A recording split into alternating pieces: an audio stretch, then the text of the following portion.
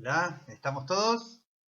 Bueno, bienvenidos a la última clase, al último video de esta subunidad de neurología. Esta subunidad donde estuvimos analizando las características anatómicas del sistema nervioso central. Y en este video en particular llegó el momento de integrar los contenidos, de integrar toda esta información que fuimos obteniendo a medida que analizábamos cada órgano por separado. Cuando vimos la médula espinal, cuando vimos al tronco encefálico, cuando vimos al cerebro, cuando vimos al cerebelo, estudiamos núcleos, estudiamos haces de sustancia blanca, de manera que en realidad gran parte del contenido de hoy ya lo tenemos estudiado. Solo queda terminar de ensamblar las vías de conducción del impulso nervioso. Y cuando digo vías de conducción, otra vez se me viene a la mente este sistema de autopistas y esta definición que habíamos visto hace un tiempo vinculado a la analogía, ¿no? a la comparación que hacemos entre el trayecto de un impulso a lo largo de nervios, núcleos y haces, que eso es una vía de conducción, y el trayecto, en este caso, a lo largo de diferentes carriles que conectan distintas partes de una ciudad. ¿Sí? Recordemos también que se distinguen dos tipos de vías.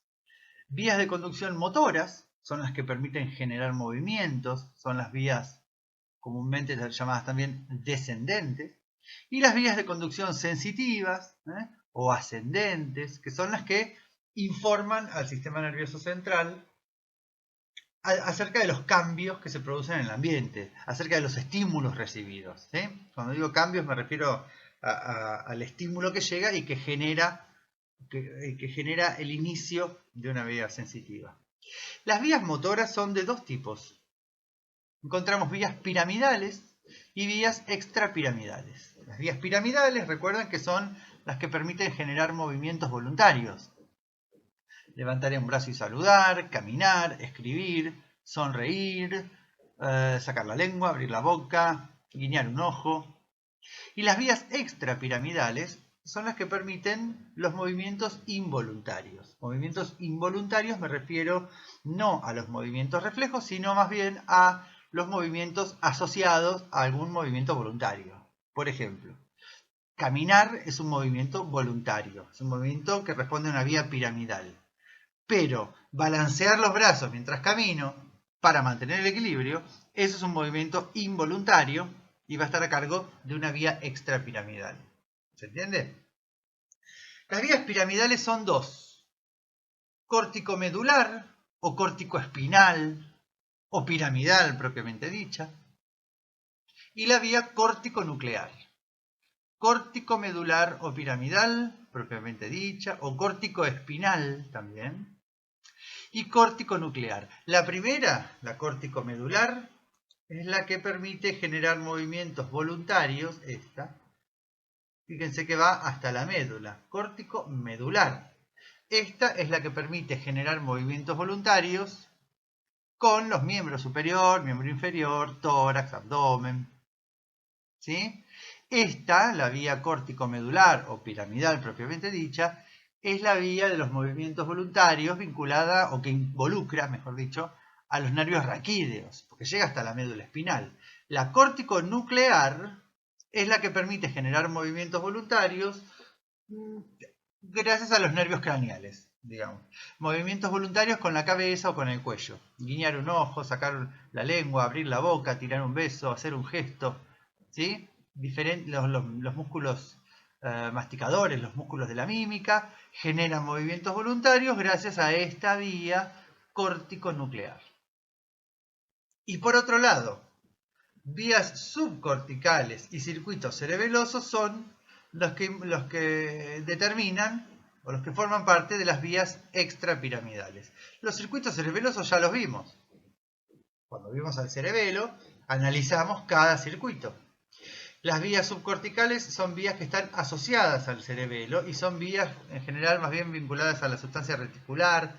Las van a estudiar en neurofisiología. De manera que vamos a focalizarnos en estas dos vías motoras. Por otro lado, les decía que hay vías sensitivas, ¿no? Las vías que se inician en receptores periféricos que detectan un estímulo y esos receptores inician una vía que informa al sistema nervioso central acerca de ese estímulo recibido. Distinguimos dos tipos de vías sensitivas. La sensibilidad especializada, la sensibilidad específica, que son los sentidos de la vista, oído, gusto y olfato. Estas vías las van a estudiar cuando estudiemos el nervio óptico, el nervio auditivo, los nervios vinculados al gusto y el nervio olfatorio. Dije los porque acá hay dos. Y en cambio, la sensibilidad general es la que se inicia en receptores adentro del cuerpo, receptores superficiales en piel y mucosas o receptores en articulaciones y músculos. La sensibilidad interoceptiva, yo esto lo estoy diciendo medio rápido porque creo que ya lo sabemos, es un repaso, ¿no es cierto? La sensibilidad interoceptiva es la sensibilidad que goza cada órgano en particular. Cada órgano de nuestro sistema digestivo, respiratorio, genitourinario y demás, cada órgano tiene una red neuronal y una red de sensibilidad propia. De esta sensibilidad no nos vamos a ocupar en esta materia. Sensibilidad exteroceptiva es la que se inicia en los receptores ubicados en la piel, en las mucosas. Exteroceptiva recibe estímulos del exterior, digamos. La piel y mucosas pueden recibir tacto, pueden recibir temperatura, pueden recibir dolor. De manera que tenemos vías para el tacto, para la temperatura, para el dolor. El tacto, recuerden, que puede ser epicrítico o protopático, porque la piel y las mucosas tienen diferentes capas. En general las mucosas tienen un tacto epicrítico, pero el protopático y epicrítico se refiere a la ubicación del receptor. Los receptores más superficiales detectan esa presión, ese tacto, se detecta apenas con el mínimo roce, ¿no?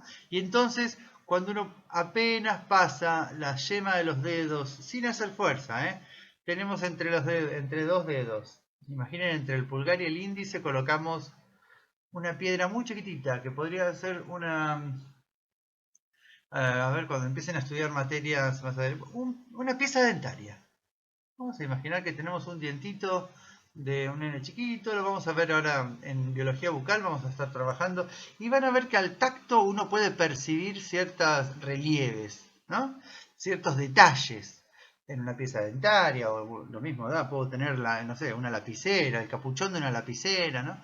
Cuando uno puede lograr recibir y percibir esa sensación táctil sin hacer mucha presión, pero incluso uno puede tocarlo y hasta puede distinguir lo que está tocando, podemos discriminar lo que estamos tocando. Este tacto fino, muy desarrollado en algunas partes del cuerpo, se llama tacto epicrítico. ¿Sí? Repito, es el que se inicia en receptores superficiales de la piel. El cosquilleo, el roce, ya lo detectan. En cambio, el protopático es el tacto que se inicia en receptores ubicados un poco más profundos en los planos de la piel, pero ya ahí requieren un poco más de presión. Es el tacto que recibimos cuando, por ejemplo, tomamos con la mano una taza, una lapicera. ¿Sí? Temperatura. Bueno, el tacto epicrítico y el protopático tendrán su propia vía, sus propios carriles.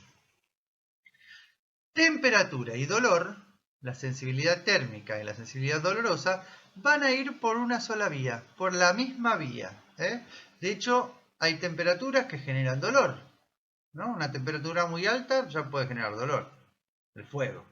Una temperatura muy baja puede calmar un dolor, ¿no? Cuando aplicamos hielo sobre... Esto quiere decir que estas dos vías son impulsos muy similares y van a ir por la misma vía en realidad. Esta modalidad sensitiva y esta otra, la temperatura y el dolor, se conducen por una misma vía que se llama vía termoalgésica. Por último, la sensibilidad propioceptiva es la que se inicia en articulaciones y músculos. Es la que empieza en receptores de articulaciones y músculos, y esa información propioceptiva informa al sistema nervioso central acerca de la posición del cuerpo en el espacio. Y cuando digo que informa al sistema nervioso central, me refiero a que le informa al cerebro y al cerebelo acerca de la posición del cuerpo en el espacio. Por lo tanto, hay dos carriles que llevan esta sensibilidad propioceptiva. El carril, la vía que lleva la información al cerebro, será la vía propioceptiva consciente, las que nos permite tener un registro consciente, las que nos permite darnos cuenta, las que nos permite conocer la posición del cuerpo en el espacio. Yo sé que ahora estoy sentado, no hace falta mirar la silla. Yo sé que tengo un pie sobre el otro, ¿sí? La sensibilidad inconsciente, propioceptiva inconsciente, es esa misma sensibilidad que también va al cerebelo, porque el cerebelo es el que, como ya vimos en las otras clases, es el que establece los planes de postura y equilibrio.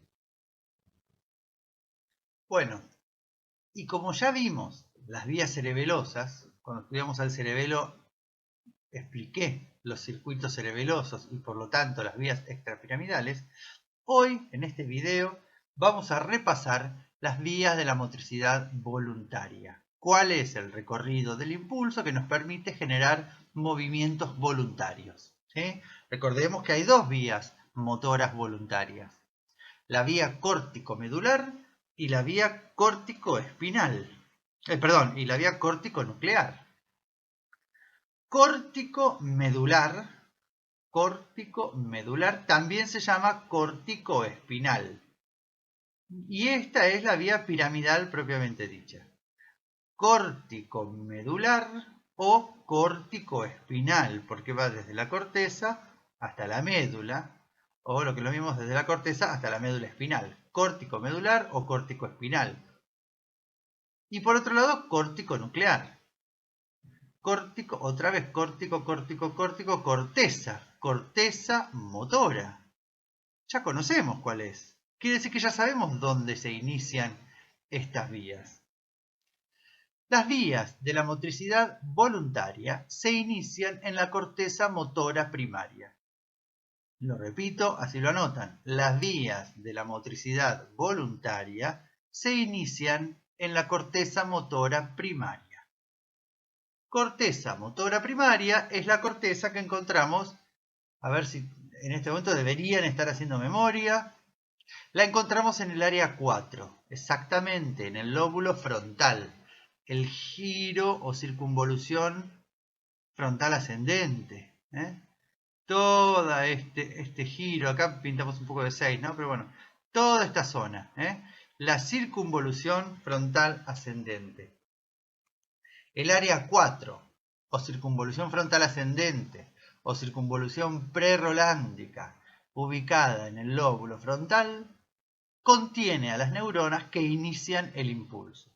Acá hay otras áreas premotoras, ¿se acuerdan? Acá la 6, incluso la 8, estas planifican el movimiento y le pasan la información. Pero acá, anatómicamente, se inicia la vía piramidal, que se llama piramidal porque en el microscopio estas neuronas tienen forma triangular. Los somas tienen forma triangular, forma piramidal. De hecho, en histología quizás lo hayan estudiado ya. Los tipos de neuronas existen, los llaman las neuronas piramidales, neuronas estrelladas. Si yo quiero ser más detallista, existe también un mapa del área 4. Es decir, yo dentro de esta área puedo determinar como subáreas o subgrupos, y cada área dentro del área 4, cada población neuronal dentro del área 4, se va a encargar de un grupo muscular específico. ¿Se entiende? Es decir, por ejemplo, en la parte más baja del área 4 tenemos a las neuronas que se ocupan de los movimientos, no sé, de la lengua. Acá a los labios. Toda esta zona para los brazos. Toda esta zona. En cambio las de acá se ocupan bien. Dentro del área 4 podemos estar. Acá yo ya estoy hilando fino. Esto se los cuento para que lo sepan. Miren. Si uno hace un corte transversal del cerebro, en el corte de Charcot, podemos ver que a lo largo del área, imaginemos que todo esto es el área 4, ¿no? Este es un corte de Charcot. Y entonces, a lo largo del área 4, se puede determinar qué cantidad de neuronas tenemos para cada grupo muscular. Y vemos que, por ejemplo, hay una gran cantidad, miren lo que es la boca, la cara, una gran cantidad de neuronas, una superficie amplia de neuronas para labios, mandíbula, lengua, todo lo que tenga que ver con la vocalización. Una gran cantidad, miren acá, la mano, miren el lugar que ocupa, ¿sí? Una gran cantidad de neuronas, una gran superficie de neuronas que se van a encargar de los movimientos de los dedos, por ejemplo, ¿sí? De las manos. Pocas neuronas van a estar ocupándose de la zona de las rodillas, codos, ¿no es cierto? Porque ahí generamos movimientos o la espalda, ¿sí? Acá miren lo que es la espalda, porque generamos muy pocos movimientos. Quiere decir que cuanto más precisos son los movimientos, mayor cantidad de neuronas se van a ocupar. Esto es un detalle, un cuento que les cuento, porque si nuestro cuerpo fuera proporcional a esta superficie que les estoy diciendo, seríamos así. ¿Entiende? Esto se llama homúnculo, no el hombrecito, el homúnculo. Seríamos personas con las manos gigantes, la boca gigante, los labios, la lengua que nos sale de la boca, una espalda chiquitita, unos brazos flaquitos. ¿Por qué es esto? Porque esto representa, estas proporciones representan esto, la superficie que hay sobre el área 4 destinado a cada músculo. Repito, en realidad no tiene nada que ver. Es decir, no es que a mayor tamaño del músculo vamos a tener mayor cantidad de neuronas. Para nada. ¿Sí? Es justamente al revés. A mayor precisión de los movimientos o mayor variedad de movimientos, necesitamos mayor cantidad de neuronas. Y las partes del cuerpo que tienen mayor variedad y precisión en los movimientos son la cara, lengua, labios y las manos. ¿Se entiende? Esto es como si yo quiero estudiar en detalle las neuronas del área 4. Pero nosotros tenemos que saber que las vías motoras voluntarias se inician en el área 4. Nadie les va a preguntar en qué parte del área 4. Esto se los estoy contando porque me parece muy gracioso ver estos homúnculos. Después les voy a mostrar el otro homúnculo, el de la sensibilidad. Bien, vamos a empezar con la vía córtico-medular o piramidal o córtico-espinal. Ya sabemos que se inicia en las neuronas del área 4 de la corteza cerebral y se llama córtico medular porque va hasta la médula. ¿Se acuerdan de este gráfico? Lo hicimos, yo lo hice con líneas rectas. Acá está dibujado como si se hubieran hecho cortes transversales del bulbo, de la protuberancia y del bulbo. De cualquier manera, yo les muestro acá, se inicia la vía, desciende por la cápsula interna, el fascículo piramidal va por la cápsula interna. Fíjense que acá se ubica en lo que se llama el pie del pedúnculo. A nivel de la protuberancia, ahí esquivan a los núcleos del puente, sigue bajando, va por el bulbo y ya antes de ingresar a la médula se divide en un fascículo piramidal cruzado y otro fascículo piramidal directo. Y este entrecruzamiento, cuando se cruza con el del otro lado que venga de acá, va a formar la decusación de las pirámides. ¿Se acuerdan? Acá forma el rodete piramidal, acá forma la pirámide vulvar, pero aquí ya se cruza con el del lado opuesto y forman la decusación de las pirámides. De cualquier manera, uno baja, el cruzado baja por el cordón lateral. El directo baja por el cordón anterior, pero de todas maneras, en la médula el directo sí cruza también. Y entonces, ya sea por la vía cruzada o por la vía directa, también cruza. Y siempre vamos a terminar en el asta anterior, en los núcleos del asta anterior, del lado opuesto al que se inició el impulso. Y desde aquí sale el nervio, la raíz anterior motora, que va a generar el movimiento. Quiere decir que yo levanto el brazo izquierdo gracias a un impulso que se inicia del lado derecho del cerebro. ¿Sí? Acá están los datos que debemos recordar. Se inicia en el área 4, desciende el impulso por un haz piramidal que después se divide en directo y cruzado, y ambos terminan en los núcleos del asta anterior contralateral, es decir, del lado opuesto. 3 datos fundamentales. Así explicamos las vías para los movimientos voluntarios. Son vías descendentes y estas vías permiten generar movimientos contralaterales. La vía córtico-nuclear es la que permite generar movimientos voluntarios con la cabeza, con el cuello, con las distintas estructuras de la cabeza y del cuello. Por lo tanto, aquí necesitamos a los nervios craneales, no a los raquídeos. Esta vía también se inicia en el área 4, pero en la parte más baja del área 4. ¿Se acuerdan que en este dibujo que habíamos hecho, acá teníamos la pierna, el pie, la mano? Bueno, en la parte más baja del área 4, inicia el impulso córtico-nuclear. Bajamos entonces por el fascículo geniculado, que también va por la cápsula interna. Recuerden que este va por la rodilla de la cápsula interna. Y fíjense que a medida que baja, va entregando axones para que hagan sinapsis en los núcleos motores de los nervios craneales del lado opuesto. Es decir, la vía córtico-nuclear se inicia en el área 4. Desciende por el haz geniculado o córtico-nuclear. Termina haciendo sinapsis. A medida que baja, hace sinapsis con los núcleos motores de los nervios craneales. Homo y contralateral. Yo les fui diciendo que cruza al lado opuesto para hacer sinapsis. Pero hay algunos nervios craneales que reciben impulsos contralaterales y homolaterales. Contralaterales e ipsilaterales, que es lo mismo. Ipsilateral, homolateral significa del mismo lado. Vamos a mirar. En los pedúnculos cerebrales recibimos impulsos para el nervio 3, para el nervio 4. En la protuberancia, que es esta parte media, reciben impulsos el núcleo masticador del trigémino, el núcleo motor del facial, el núcleo del 6. Y en el bulbo reciben impulsos el núcleo ambiguo, para los nervios 9, 10 y 11, y el núcleo del 12. ¿Sí? Muchos de estos, por ejemplo el 5, el 7, el 12, el 5, el 7, el 12, reciben generalmente de los dos lados, homolateral y contralateral. Me tildé un minuto, disculpen.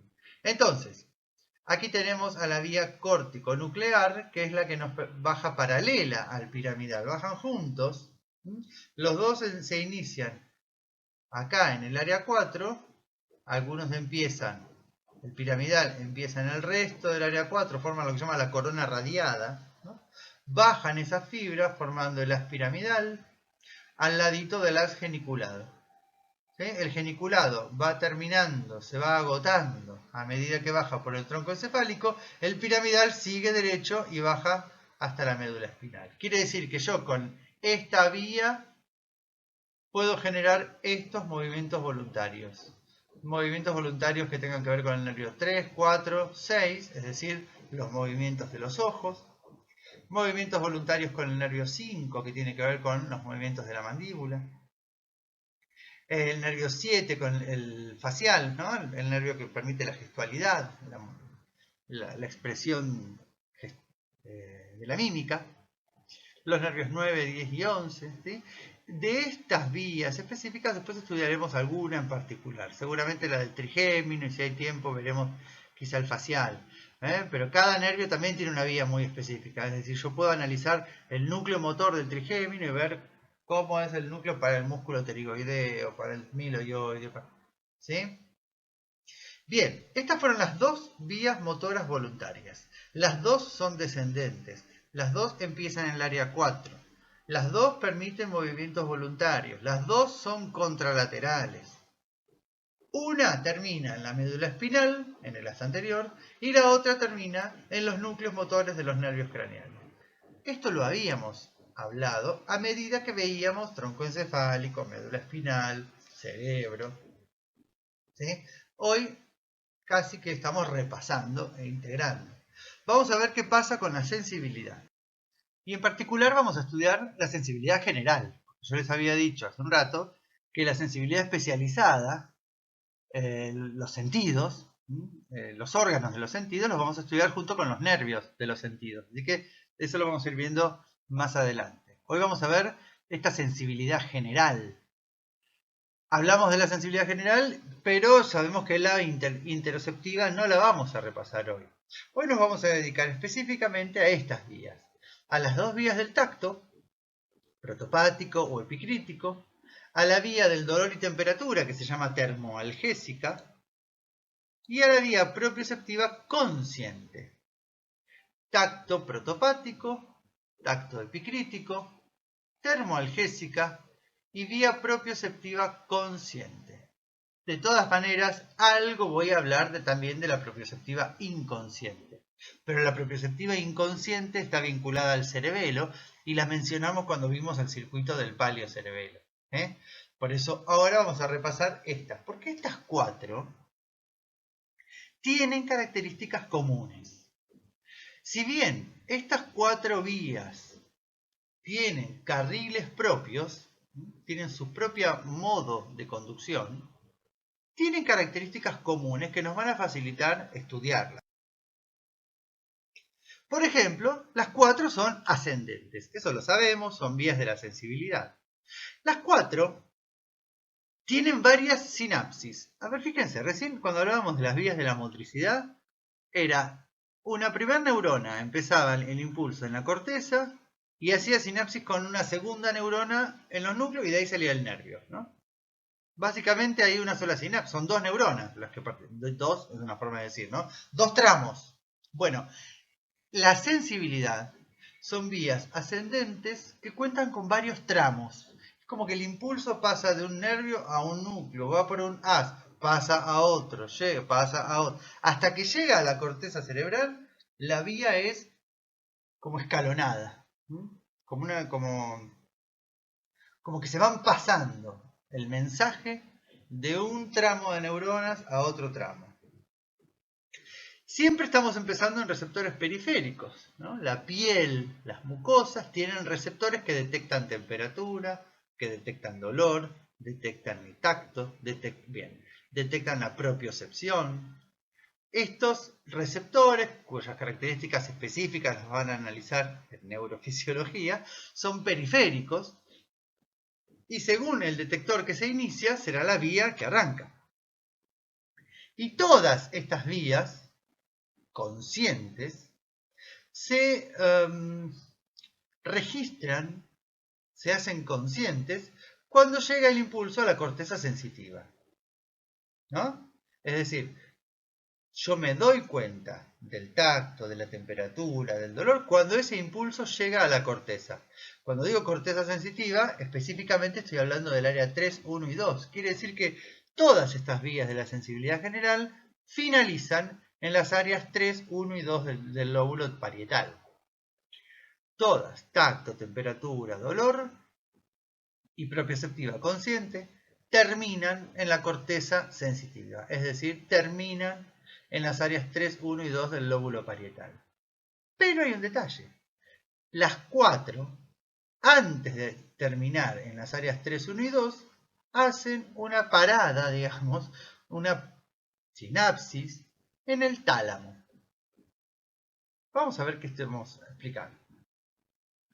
En general, estas cuatro vías comparten un esquema, comparten un modo de conducirse donde tenemos cuatro neuronas involucradas. Se dice cuatro neuronas, por eso lo pongo entre comillas, pero serían cuatro tramos de neuronas. Para explicar esto, vuelvo a estos gráficos, ¿sí?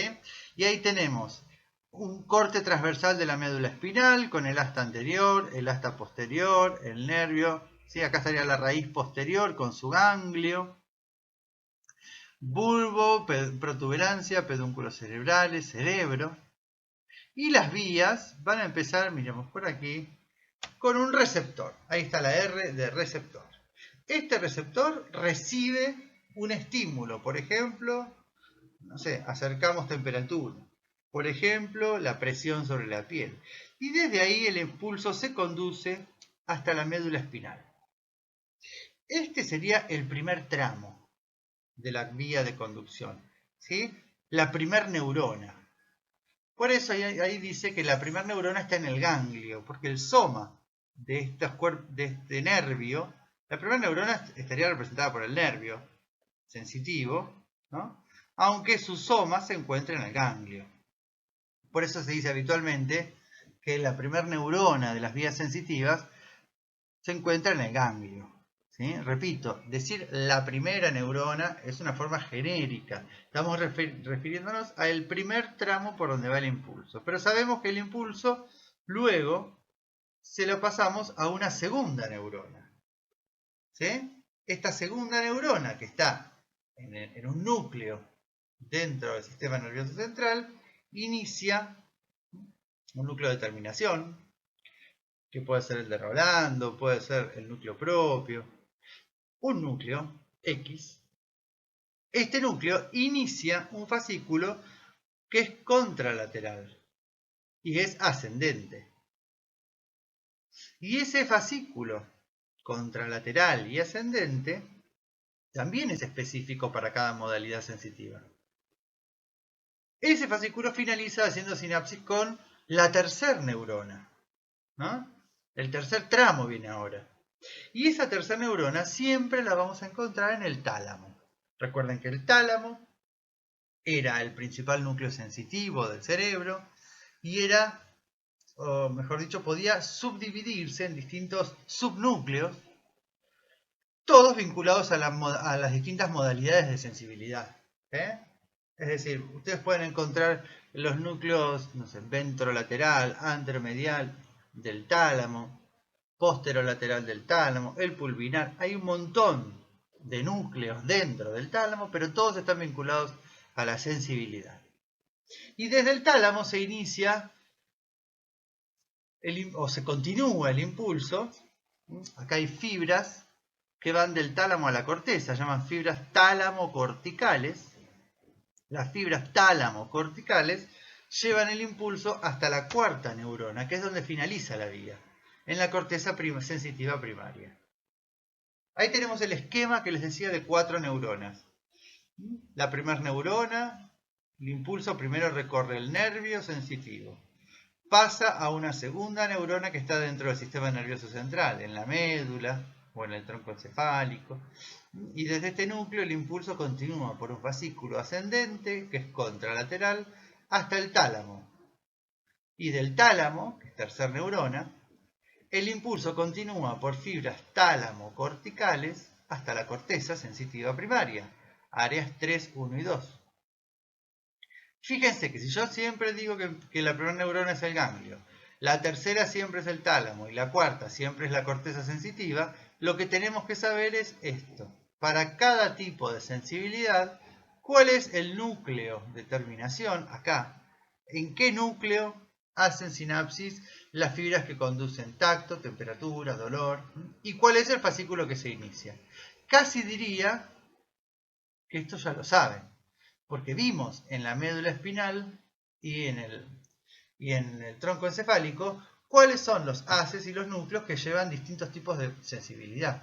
Así que esto también lo sabemos. Después lo copian.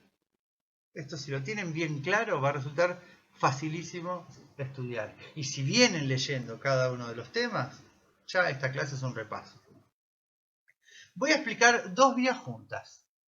El tacto protopático y la vía termoalgésica. A ver si les doy un minuto para que... No les voy a dar un minuto, pero tratemos de imaginar por qué las voy a explicar juntos. Tacto protopático y termoalgésica. El tacto protopático era el de la vía del tacto más bien que requiere presión, ¿no? El tacto no discriminativo, el tacto menos fino, el tacto menos suave. Termoalgésica era temperatura y dolor. ¿Y saben por qué las voy a explicar juntas? Porque juntas van por la vía de los espinotalámicos. Son los haces espinotalámicos. ¿Recuerdan? Miren acá, el impulso viene por la primera neurona, pasa por el ganglio y finaliza en el asta posterior de la médula. ¿Sí? quiere decir que en el dedo estamos tocando algo, pero además de tocarlo está frío. Tenemos tacto y tenemos temperatura. Viene por acá. Las fibras que conducen tacto hacen sinapsis en el núcleo propio. Y las fibras que conducen temperatura y dolor hacen sinapsis en la sustancia gelatinosa. Ahora lo voy a anotar acá, así que tranquilo. Y se acuerdan que a partir de estos núcleos del asta posterior, los axones forman los haces espinotalámico anterior y espinotalámico lateral. Los dos son espinotalámicos, porque van al tálamo. El espinotalámico anterior iba por el cordón anterior de la médula, el espinotalámico lateral va por el cordón lateral. Fíjense que entonces el lateral es un poco más externo, más justamente lateral, y el otro es más medial. ¿Sí?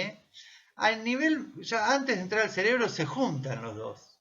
Fíjense cómo el espinotalámico anterior y el espinotalámico lateral, antes de ingresar al cerebro, se convierten en un solo fascículo llamado espinotalámico. Y este fascículo espinotalámico hace sinapsis en el tálamo. Desde el tálamo, las fibras tálamo-corticales llevan el impulso hasta justamente la corteza sensitiva primaria, áreas 3, 1 y 2. Ahí tenemos todo anotado. La primera neurona en el ganglio espinal que le pertenece al nervio raquídeo. Por supuesto, si yo quiero hablar de tacto protopático y termoalgésica de la cara, bueno, acá voy a tener que asociar a los nervios craneales y como dije antes, cada nervio craneal tiene su propia vía. Acá estamos viendo las vías de la sensibilidad donde involucramos nervios raquídeos. La segunda neurona estaba en el asta posterior y ahí depende de qué tipo de sensibilidad. El núcleo propio del asta posterior para el tacto protopático. La sustancia gelatinosa de Rolando para la temperatura y dolor. El núcleo propio, repito, del asta posterior para el tacto protopático. La sustancia gelatinosa para temperatura y dolor. Y a partir de estos núcleos se inician los haces espinotalámicos anterior y lateral, que terminan en el tálamo. Y desde el tálamo, las fibras tálamo-corticales llevan el impulso hasta la corteza sensitiva primaria, áreas 3, 1 y 2 del lóbulo parietal. ¿Qué pasa con un dolor persistente? Porque, por ejemplo, me pincho el dedo y ese dedo activa, o esos receptores de dolor activan la vía termoalgésica, ¿no? El impulso va por el nervio, desde el dedo hasta la médula espinal, por el nervio raquídeo, por el nervio sensitivo, por las fibras sensitivas del nervio raquídeo. Entra a la médula, el impulso pasa a la sustancia gelatinosa, sube hasta el tálamo por el fascículo espinotalámico lateral y desde el tálamo va a la corteza. Perfecto. Eso pasa, o esa vía termoalgésica se activa cada vez que hay un dolor. Ahora, cuando hay un dolor persistente, un dolor, vamos a decir, crónico, yo me fracturo el dedo y me duele durante muchos días, o un dolor de muelas que no nos deja dormir y que puede durar varios días, o un dolor de... Hay gente que tiene dolores en algunas articulaciones, dolor de espalda, un dolor en el nervio ciático o en la cadera. Hay dolores que son quizá no tan agudos como un pinchazo o como un martillazo en el dedo, que sin ser tan agudos, como son persistentes, generan, se le suman nuevas características. En la vía, para estos dolores persistentes, activan la misma vía, la vía termoalgésica. ¿Sí? Pero a esta vía termoalgésica se le suman nuevas características. Ahí tenemos otra vez la vía termoalgésica. ¿Sí?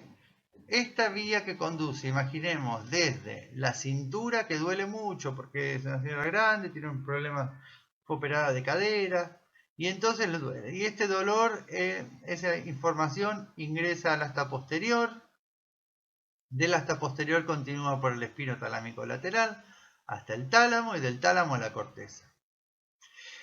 A esta vía, o mejor dicho, este fascículo, estas conexiones, pueden activar otras conexiones colaterales. Es decir, algunos axones del fascículo espinotalámico pueden hacer sinapsis con otras estructuras, que las vamos a mencionar ahora, y de esta manera generar características que son propias del dolor persistente. Por ejemplo, a nivel cerebral, algunas fibras de las tálamo corticales, por ejemplo, recuerdan que el tálamo se conectaba con la amígdala, que pertenecía al sistema límbico. Y estas conexiones, activar las conexiones con el sistema límbico, permite darle a la sensación dolorosa estas características propias que tienen que ver con los cambios en el estado de ánimo, ¿no? La persona que está con un dolor durante varios días generalmente se encuentra más irritable, tiene cambios en mal humor, ¿sí? Cambios en los estados de ánimo, a veces puede deprimir. Bueno, recuerden que todo lo que tenga que ver con lo emocional y los estados de ánimo se dan a partir del sistema límbico. Y justamente el dolor puede modificar el estado de ánimo gracias a las conexiones que hay entre la vía termoalgésica y el sistema límbico. Otras conexiones que encontramos son con el hipotálamo, también en el cerebro. Hay algunas fibras del espino talámico que en vez de llegar al tálamo van al hipotálamo. Incluso algunas fibras del tálamo con el hipotálamo. ¿Por qué? Porque el hipotálamo era este que permitía manifestar en el cuerpo algunas alteraciones en la homeostasis. Cuando vimos cerebro, yo les comenté que el hipotálamo estaba vinculado al control del sistema nervioso autónomo, al control endocrino, hambre, sed. Lo que hace el hipotálamo es detectar cuando hay algún desequilibrio hormonal o algún desequilibrio vegetativo o algún desequilibrio porque falte glucosa o porque falte algún mineral o porque hay poca disminución del volumen de líquido corporal. Cuando hay algún desequilibrio, el hipotálamo lo manifiesta en el cuerpo, ¿sí? Y entonces cuando hace frío temblamos, cuando falta glucosa sentimos hambre, cuando estamos nerviosos el corazón empieza a latir más rápido. Bueno, el hipotálamo pone de manifiesto, es el traductor, ¿sí? Es el que pone de manifiesto en el cuerpo alguna sensación. Y en este caso, es muy común que estos dolores persistentes generen cambios físicos o fisiológicos. Por ejemplo, la persona que está varios días con dolor puede estar inapetente, por ejemplo, ¿no? Puede tener que le falte, sí, no tener hambre, o eso puede generar estrés y entonces esa persona puede estar sintiéndose nerviosa todo el tiempo. Va muy de la mano con el sistema límbico, pero acá tiene que ver específicamente con la manifestación física, que le baje la presión, que tenga más sueño o que no tenga sueño. En general, esta conexión que viene ahora es muy clara con lo que se llama el sistema activador reticular ascendente. Nosotros estudiamos en el tronco encefálico. A lo largo de todo el tronco encefálico había una red de sustancia gris que se llamaba sustancia reticular. Y esa sustancia reticular tenía varias funciones, pero una de las funciones que tenían era mantener activa a la corteza cerebral. ¿Se acuerdan que desde que abrimos los ojos a la mañana hasta que nos quedamos dormidos a la noche, durante todo el día tenemos actividad en la corteza cerebral y esa actividad se la tenemos que agradecer a la sustancia reticular? Bien, cuando hay un dolor persistente, estas fibras, algunos axones de este fascículo espinotalámico hacen sinapsis con la sustancia reticular y la sustancia reticular activa a la corteza. ¿Sí? Por eso se dice que es ascendente, porque la sustancia reticular activa a la corteza. Quiere decir que esta conexión que tenemos con la sustancia reticular y específicamente con las neuronas que se ocupan de activar a la corteza, que son las neuronas del SARA, del sistema activador reticular. Esta conexión es la que genera, por ejemplo, que una persona que tiene un dolor durante varios días tenga alterado el sueño, o no pueda dormir a la noche, o despertarse por el dolor. ¿Sí? Esto puede pasar, y es muy común cuando más adelante comiencen a tener prácticas en pacientes. Muchos pacientes van a comentarle, no pude dormir del dolor de muelas. Eso porque las vías del dolor para el trigémino también tiene conexiones con el sistema activador reticular ascendente. Es una forma de defensa del organismo el estar despierto para enfrentar situaciones traumáticas. Y por último, en la sustancia reticular también hay neuronas que se ocupan de inhibir el dolor. En la sustancia reticular hay neuronas que se ocupan de inhibir el dolor. ¿Qué quiero decir con esto? Tenemos acá neuronas que forman lo que se llama el sistema endógeno para la inhibición del dolor, el SEID. Este sistema está formado por algunas neuronas de la sustancia reticular, por ejemplo, neuronas que forman el núcleo magno del RAFE en el bulbo, o las neuronas que están alrededor del acueducto de Silvio, la sustancia gris periacueductal. Estas neuronas, por ejemplo, cuando se activan, lo que hacen es, por ejemplo, tenemos acá, neuronas de la sustancia gris periacueductal. Las neuronas de esta sustancia gris, cuando detectan que esta vía está activa durante mucho tiempo, estas neuronas inhiben a la vía. La manera de inhibirla es por un sistema descendente. Estas neuronas tienen sus somas aquí, en los pedúnculos cerebrales, y los axones de estas neuronas hacen sinapsis acá, en los núcleos del asta posterior. Y estas neuronas inhiben esta sinapsis. Entonces hacen que este impulso sea más leve. ¿Se entiende? O el núcleo magno del RAFE lo mismo, ¿eh? Tenemos neuronas en el núcleo magno del RAFE, que es un núcleo que está en el bulbo, cuyos axones hacen sinapsis en esta sinapsis y la bloquean, la interfieren. ¿Sí? Ustedes van a estudiar las características de la sinapsis en neurofisiología, pero van a ver que una sinapsis no es solamente entre una neurona y otra, puede haber otras. ¿Sí? Y entonces, si yo le paso el estímulo a la otra, pero tengo una tercera que me la viene a bloquear, el impulso que venga por el impulso resultante va a ser un impulso más débil. Esto lo van a estudiar en detalle en neurofisiología, pero la manera de inhibir el dolor justamente es esta. Es porque se libera. Cuando yo digo inhibe, bloquea, es porque estas neuronas liberan neurotransmisores, sustancias químicas que inhiben el dolor, endorfinas. Habitualmente se las conoce como endorfinas o encefalinas. ¿Sí? Esas sustancias bloquean, no bloquean porque no lo cortan del todo, pero inhiben la conducción del dolor. Como que sin este sistema, sin el SEID, el dolor sería más agudo, más fuerte. ¿Se entiende?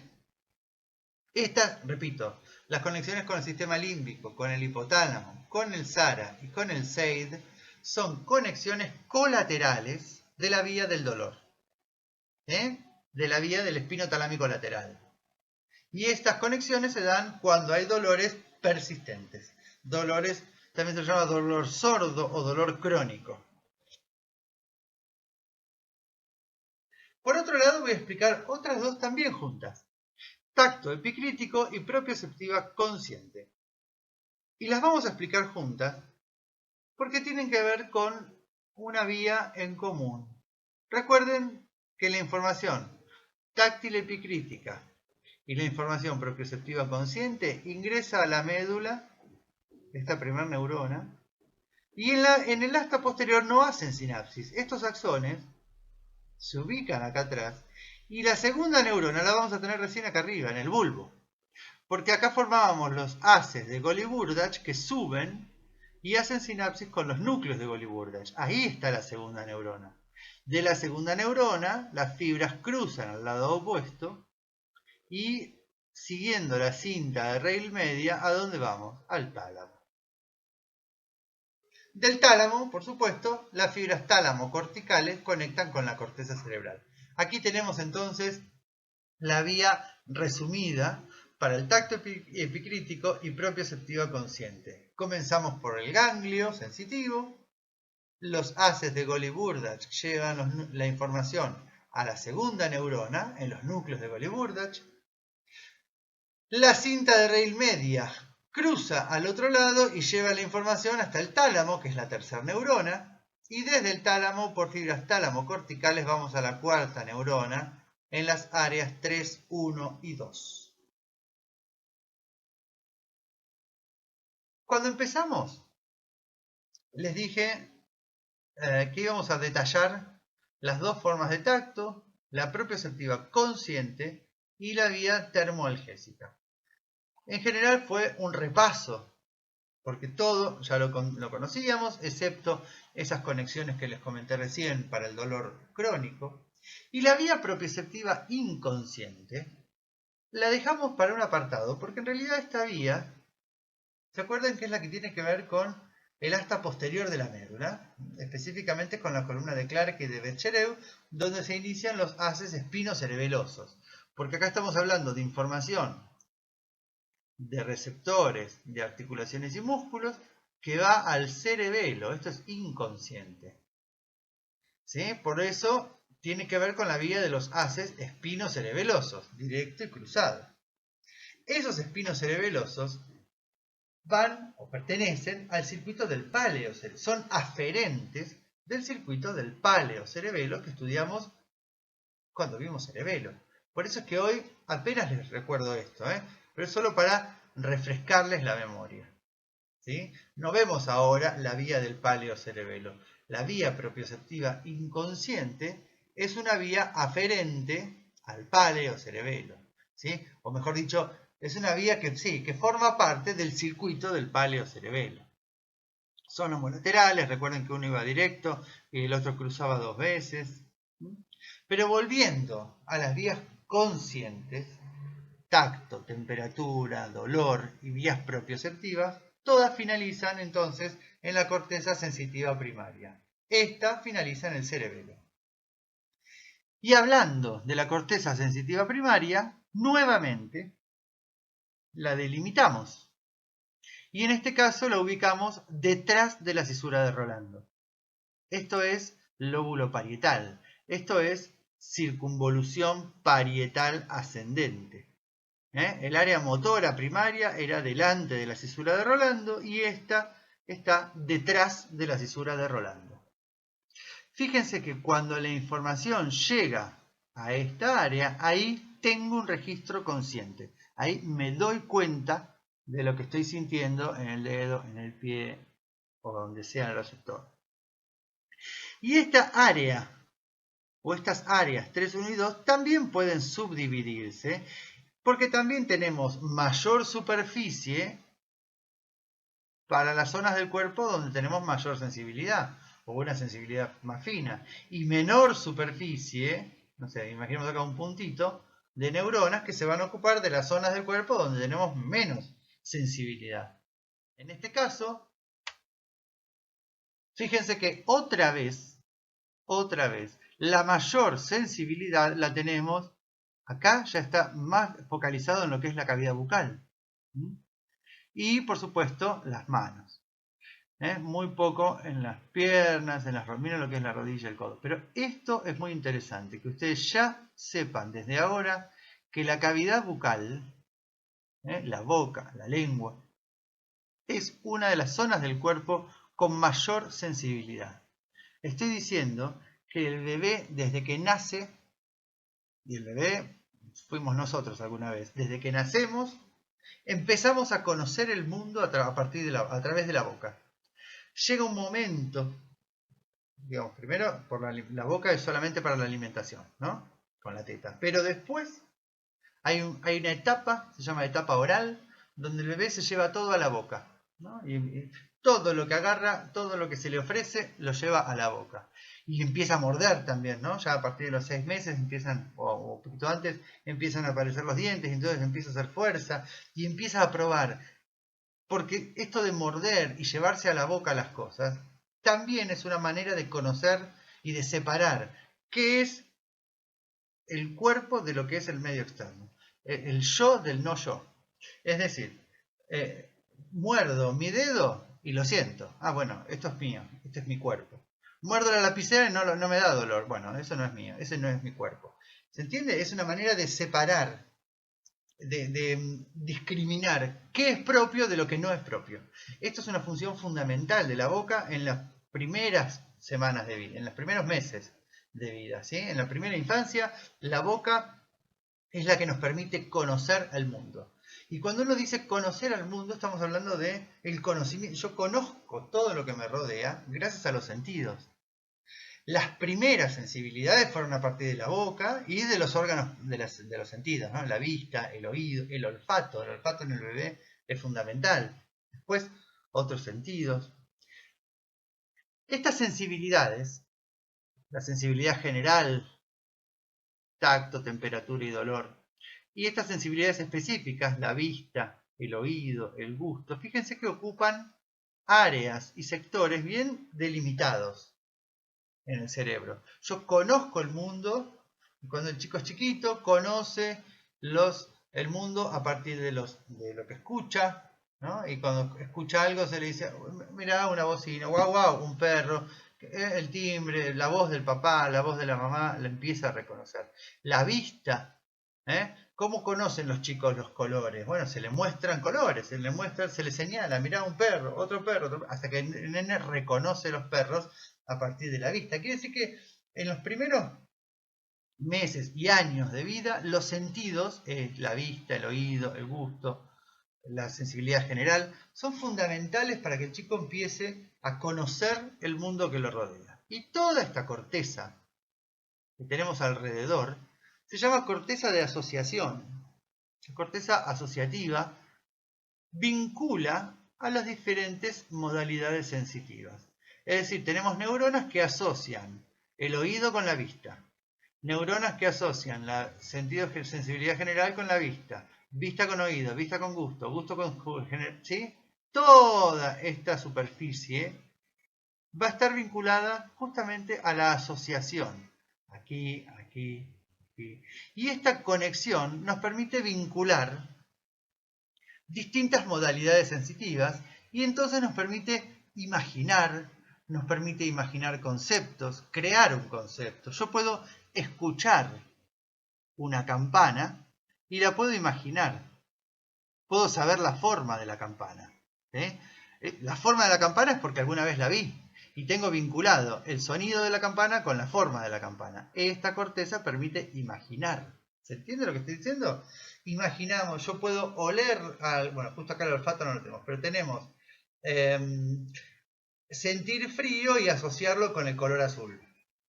Porque generalmente se lo asocia de esa manera y me lo han mostrado y he visto 1000 veces cosas azules vinculadas al frío.